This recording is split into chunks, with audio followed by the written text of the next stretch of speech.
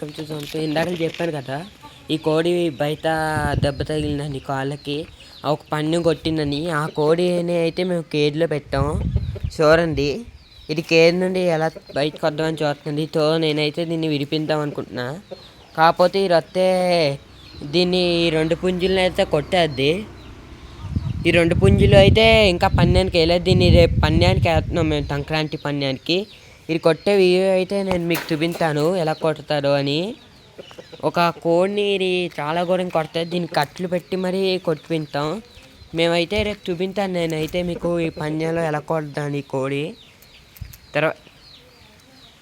ఈ కోడి చూర చెప్తండి, దీనికి జీడిపప్పులు అవి అయితే మా మామయ్య అయితే దీన్ని ఇంత బలంగా చేశారు.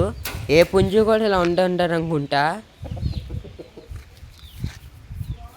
దీన్ని ఎందుకు కేర్లో పెట్టామంటే ఇది ఎగిరిపోవడం ట్రై చేస్తుంది అది. సో ఇది ఎగిరిపోతే అయితే రేపు పన్యానికి కోడి ఉండదని చెప్పి మేమైతే దీన్ని వేతాం. ఈ 2 పుంజుల్ని అయితే ఇంకా పన్యానికి వేయం, వచ్చే సంవత్సరం వేస్తాం ఈ 2 పుంజుల్ని.